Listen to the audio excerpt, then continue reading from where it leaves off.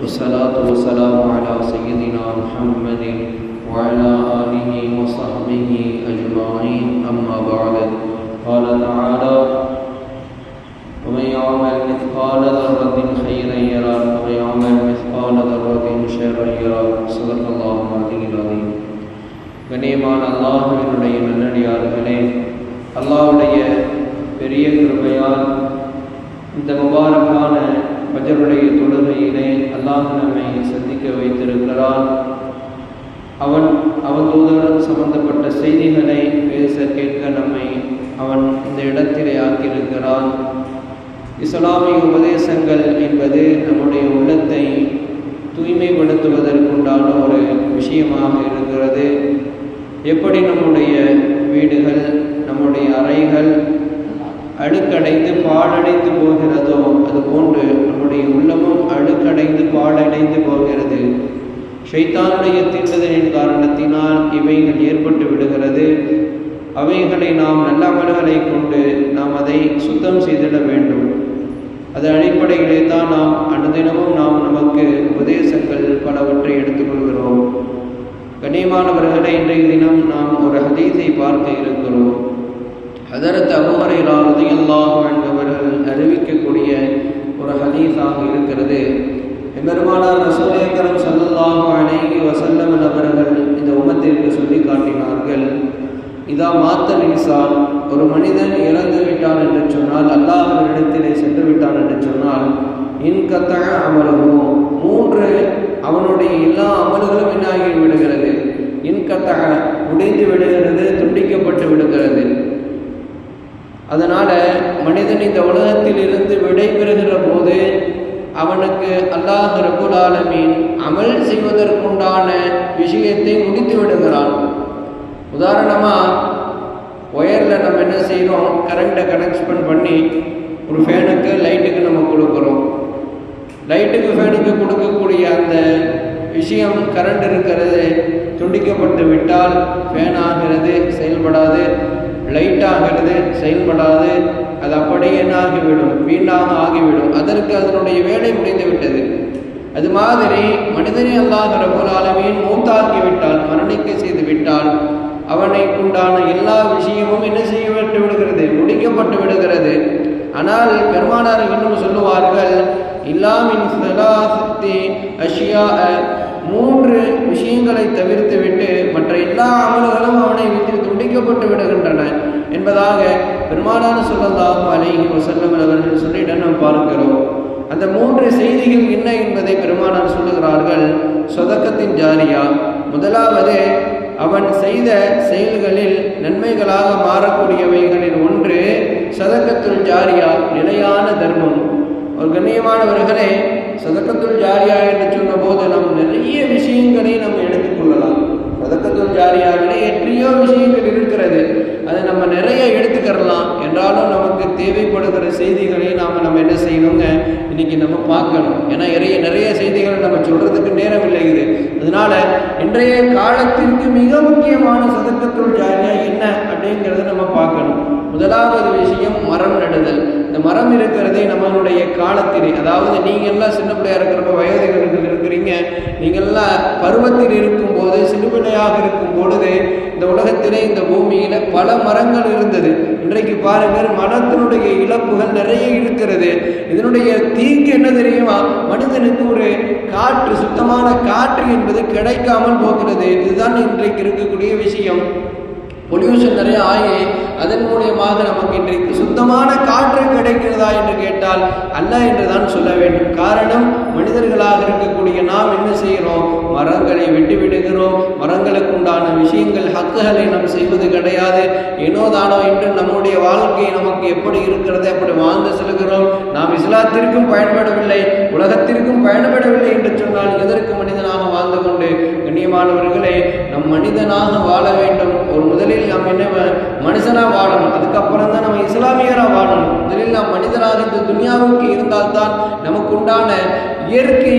வளங்களை எல்லாம் நமக்கு தருவான். அதற்கு பிறகுதான் இஸ்லாம், ஈமான் என்னென்ன இருக்குதோ எக்ஸெட்ரா எக்ஸெட்ரா எல்லாமே நமக்கு. இப்போ நம்ம முதலில் மனிதனாக வாழ வேண்டும் என்று சொன்னால் மனிதன் எப்படியெல்லாம் வாழ வேண்டும்? முதலில் மனிதன் இந்த இயற்கைக்கு மிக உகந்த விஷயமாக கருதப்படுகிற, இயற்கைக்கு மிகவும் ஆதாரமாக கருதப்படுகிற மரங்களை நட்டு வைக்க வேண்டும். நம்மால முடிஞ்ச மரங்களை நட்டு வைக்கணும். இந்த மரத்தின் மூலமாக கண்ணியமானவர்களே பலதரப்பட்ட பயன்கள் இருக்கிறது. பெருமானார் சொல்லுவார்கள், இந்த மரம் நடுதலுடைய சதக்காவினுடைய செய்தி என்ன தெரியுமா?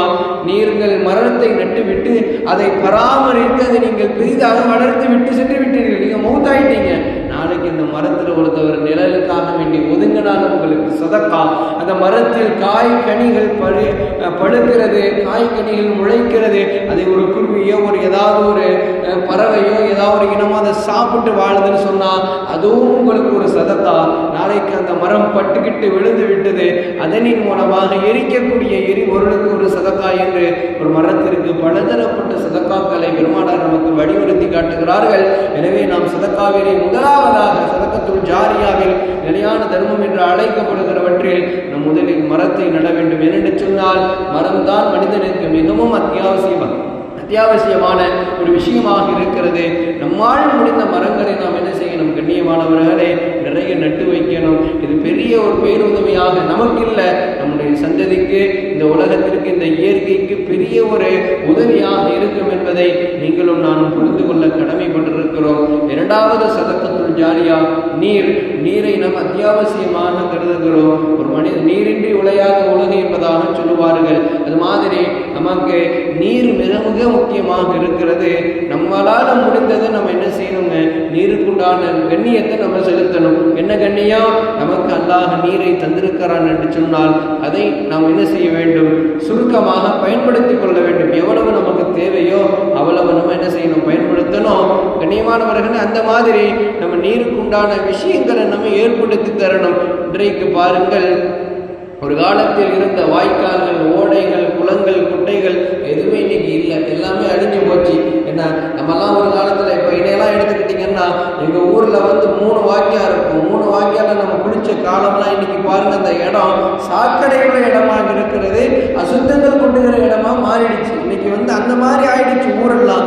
யாரு காரணம்னு கேட்டால் முதல் விஷயம் நம்ம தான் காரணம், நம்ம தான் பொறுப்பேற்றுக்கிறணும். இன்றைக்கு அந்த நீர்நிலைகள் இல்லாமல் நிறைய மனிதர்கள் கஷ்டத்திற்கு உள்ளாகிறார்கள் என்று சொன்னால் அதற்கு காரணம் வேறு யாரும் கிடையாது, நம்ம தான். ஏன்? நம்ம அதை நாசமாக்கிட்டோம், நம்ம தான் அதை பராமரிக்காமல் விட்டுட்டோம். நாம பயன்படுத்தினதை நம்ம சந்ததிக்கு விட்டுட்டு போறதுதான் என்னங்க? சதக்காவில் மிகப்பெரிய சதக்கா, சதக்கத்துல் ஜாரியாவில் மிகப்பெரிய சதக்கத்துல் ஜாரியா. நம்மளால முடிஞ்சதை ஒரு ஆறு, ஒரு குளமோ நமக்கு கிடைச்சதுன்னு சொன்னா நம்ம அதை பராமரிக்கணும். நம்ம அதை என்ன செஞ்சிடக்கூடாது? அபகரிச்சிடக்கூடாது. ரெண்டாவது அதை நம்ம என்ன செஞ்சிடக்கூடாது? மிஸ்யூஸ் பண்ணிடக்கூடாது. அதை தவறான முறையில் நம்ம ஆக்கிடக்கூடாது.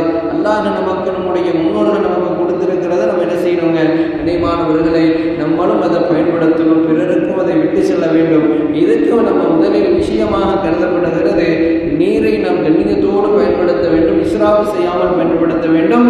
ரெண்டாவது, நம்ம ஊரில் குளங்கள், குட்டைகள், ஆறுகள், வாய்க்கால்கள், ஓடைகள் எது இருந்தாலும் அதை என்ன செய்யணும்? நம்ம பயன்படுத்தணும். அதே மாதிரி நம்ம அதை பராமரிக்கவும் செய்யணும். இதை நம்ம செஞ்சோன்னு சொன்னால் இது நமக்கு நம்முடைய வாழ்க்கைக்கு மட்டுமல்லாமல் நம்முடைய சந்ததியினுடைய வாழ்க்கைக்கும் அது என்னங்க? மிகப்பெரிய ஒரு பாதுகாப்பிற்குண்டான ஒரு புரோஜனமிக்க ஒரு பொருளாக அது மாறுகிறது என்பதை நாம் இந்த இடத்திலே புரிந்து கொள்ள வேண்டும். மூன்றாவது, மார்க்க கல்விக்குண்டான இடங்களை நாம் பராமரிக்க கடமைப்பட்டிருக்கிறோம். இன்றைக்கு நமக்கு நிறைய மதரசாக்கள் நம்முடைய இந்தியாவில் நம்ம பார்க்குறோம், நிறைய உலகத்தில் நம்ம நிறைய இடங்களில் பார்க்குறோம். மதரசாக்கள்லாம் இன்றைக்கு என்ன ஆகுதுன்னு கேட்டால் தகர்க்கப்பட்டு கொண்டு வருகிறது. மதரசாக்கள்லாம் இன்னைக்கு தகர்க்கப்பட்டு கொண்டு வருகிறது.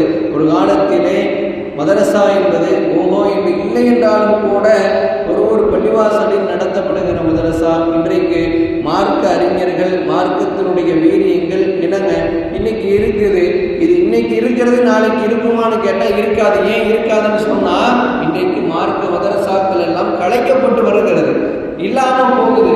இப்படி இல்லாமல் போச்சுன்னா நாளைக்கு யார் இருப்பா? யாரும் இருக்க மாட்டாங்க. ஓதுனவங்களும் இருக்க மாட்டாங்க, ஒன்றும் படித்தவங்களும் இருக்க மாட்டாங்க. இப்போ கண்ணியமானவர்கள் யோசிக்க வேண்டும். மதரசாக்களை நம்ம ஊர்களில் உருவாக்கணும். ஒன்றுக்கு 10 மதரசாவை உருவாக்குறதுக்கு தவறு இல்லை. அதனால என்ன செய்யணும்னா மார்க்க கல்வி நம்மளால் முடிஞ்ச அளவுக்கு நம்ம கற்றுக்கிட்டோங்கிறப்ப பிறருக்கு அதை கொடுக்கறது தான் இல்மு. அதுதான் மார்க்கத்தினுடைய இல்முடைய ஹக்கு. பெருமானார் சொல்றாங்க, கற்றுக்கொள்ளுங்கள் பிறகு கற்பியுங்கள். நீங்கள் கற்றுக்கிட்டீங்களா பிறருக்கு அதை கற்றுக் கொடுங்கன்னு பெருமானார் ஸல்லல்லாஹு அலைஹி வஸல்லம் சொல்றாங்க. என்கிட்ட ஒரு கல்வி இருக்குங்கிறத நான் அப்படியே மறைச்சு வச்சிருப்பது அல்ல சதக்கா, அதை மறைத்து வைப்பது அல்ல இல்மு. பிறருக்கும் நான் அதை தருவது, பிறருக்கும் அதை போதனப்படுத்துவது, அதுதான் மதரசாவிற்குண்டான கண்ணியத்தை பேணுவது, இல்மிற்குண்டான கண்ணியத்தை பேணுவது.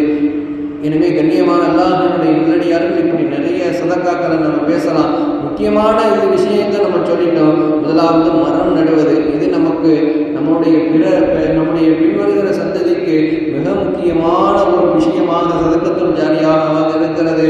இரண்டாவது நீர்நிலைகளை பராமரிப்பது, அதை நாம் சரியான முறைகளை பயன்படுத்துவது. மூன்றாவது மார்க்க கல்வியை நம்ம எந்த அளவுக்கு முடியுமோ அந்த அளவுக்கு நம்ம பேணி பாதுகாத்து பிற சமுதாயத்துக்கும் அதை கொடுப்பது, பிற மக்களுக்கும் அதை எட்டி வைப்பது. இந்த 3 அம்சங்களும் ஒரு மனிதனுக்கு ஒரு ஊரில் ஒரு விஷயத்தில் இருந்ததுன்னு சொன்னால் அந்த ஊர் செழிப்பான ஊராக இருக்கும், அந்த ஊர் மிகவும் கண்ணியமான ஊராக இருக்கும் என்பதில் எந்தவித சந்தேகம் இல்லை. எனவே கண்ணியமான அல்லாஹ்வுடைய நல்லடியார்களே, அல்லாஹ்வுடைய தூதுவர் ஸல்லல்லாஹு அலைஹி வஸல்லம் நம்மை எப்படி வாழச் சொல்லி கற்பித்திருக்கிறார்களோ அதன்படி வாழக்கூடிய பாக்கியத்தை அல்லாஹ் நம் அனைவருக்கும் தருவானாக. மேலும் உண்டான 2 விஷயங்களை இன்ஷா அல்லாஹ் பின்வரும் காலம் பேசி கொள்வோம் என்பதை நாம் இந்த இடத்தில் தெரிவித்துக் கொள்கிறோம். அல்லாஹ்